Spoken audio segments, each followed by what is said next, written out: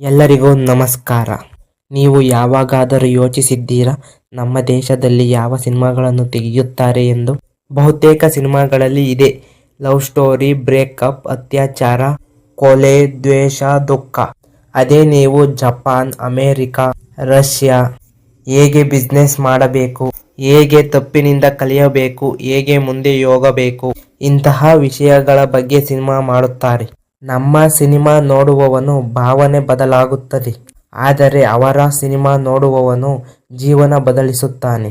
Japan, America ಸಿನಿಮಾಗಳಲ್ಲಿ ತೋರಿಸುವುದು ಕನಸುಗಳನ್ನು ಹೇಗೆ ಸಾಧಿಸಬೇಕೆಂದು. ಅಲ್ಲಿಯ ಸಿನಿಮಾಗಳಲ್ಲಿ ಹೀರೋ ಯಾರನ್ನಾದರೂ ಹೊಡೆಯೋದಿಲ್ಲ, ಅವನು ಬದುಕನ್ನು ಗೆಲ್ಲುತ್ತಾನೆ. ನಮ್ಮ ಹೀರೋಗಳು 10 ಜನರನ್ನು ಒಂದೇ ಸಾರಿ ಹೊಡೆಯುತ್ತಾರೆ ಮತ್ತು ಲವ್ ಅನ್ನು ಹೇಗೆ ಮಾಡಬೇಕು ಎಂದು ಹೇಳುತ್ತಾರೆ. ಹೀರೋಯಿನ್ನನ್ನು ಗೆಲ್ಲಬೇಕು, ದರೋಡೆಕೋರರನ್ನು ಗೆಲ್ಲಬೇಕು, ಬಸ್ನಿಂದ ಹಾರಬೇಕು. ನಾವು ಕಲಿಯೋದು ಏನು? ಬರೀ ಎಮೋಷನ್, ಲಾಜಿಕ್ ಇಲ್ಲ. ಇದು ನಿಮಗೆ ಕಹಿ ಅನಿಸಿದರೂ ಸತ್ಯ. ಇನ್ನೊಂದು ಲಾಜಿಕ್ ಹೇಳುತ್ತೀನಿ ಕೇಳಿ. ಇದನ್ನು ಕೇಳಿದರೆ ನಿಮಗೆ ಸತ್ಯವೆನಿಸಬಹುದು. ಇದನ್ನೇ ನಮ್ಮ ಎಜುಕೇಶನ್ ಸಿಸ್ಟಮ್ ಅಲ್ಲಿ ನೀವು ನೋಡಬಹುದು. ನಮ್ಮ ದೇಶದ ಶಾಲೆಗಳಲ್ಲಿ ಮಕ್ಕಳಿಗೆ ಹೇಳೋದು ಏನು ಗೊತ್ತಾ? ಬರೇ ಪುಸ್ತಕದ ಹುಳು ಅಷ್ಟೇ. ಅಂಕ ಪಡಿ, ಟಾಪರ್ ಆಗು, ಅಂಕ ಪಡಿ, ಟಾಪರ್ ಆಗು. ಆದ್ರೆ ಯಾರೂ ಕೇಳೋದಿಲ್ಲ ನೀನು ಏನು ಕಲಿತೆ ಎಂದು. ನಿಂದು ಎಷ್ಟು ಪರ್ಸೆಂಟೇಜ್, ನಿಂದು ಎಷ್ಟು ಪರ್ಸೆಂಟೇಜ್, ಇಬ್ಬರಿಗೂ ಹೋಲಿಕೆ ಅಷ್ಟೇ ಇಲ್ಲಿ. ಆದರೆ ಜಪಾನ್, ಅಮೆರಿಕ ಇಂಥ ದೇಶಗಳಲ್ಲಿ ಕಲಿಸೋದು ಸ್ಕಿಲ್.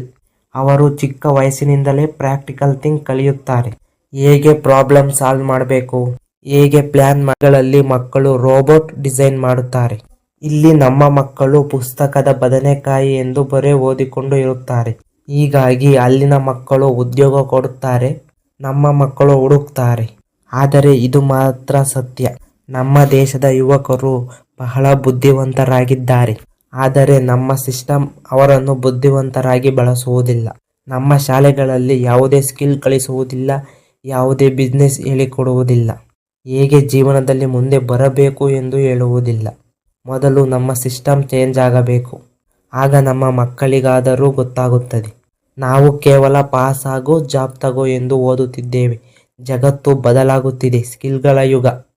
ಕೋಡಿಂಗ್ ಕಲಿಯುವುದು, ಮಾರ್ಕೆಟಿಂಗ್ ಕಲಿಯುವುದು, ಸ್ಪೀಕಿಂಗ್ ಕಲಿಯುವುದು, ಯಾವುದಾದರೂ ಒಂದಲ್ಲಾದರೂ ಮಾಸ್ಟರ್ ಆಗಿರಬೇಕು. ಅವಾಗೇ ಯಾವುದಾದರೂ ಒಂದು ಸ್ಕಿಲ್ನಲ್ಲಿ ಜಿಪುಣ, ಯಾವುದಾದರೂ ಒಂದು ಸ್ಕಿಲ್ನಲ್ಲಿ ಮಾಸ್ಟರ್ ಆಗಿರಬೇಕು. ಇದು ನಮ್ಮ ಹೊಸ ಪಾಠವಾಗಬೇಕು. ಆದರೆ ಬೇರೆ ದೇಶಗಳಲ್ಲಿ ಕಲಿಸುತ್ತಾರೆ ಹೇಗೆ ಬದುಕಬೇಕೆಂದು, ನಾವು ಕಲಿಸುತ್ತೇವೆ ಹೇಗೆ ಪರೀಕ್ಷೆಯಲ್ಲಿ ಪಾಸ್ ಆಗಬೇಕೆಂದು. ಇಷ್ಟೇ ನಮಗೆ ಅವರಿಗೂ ಇರುವ ವ್ಯತ್ಯಾಸ.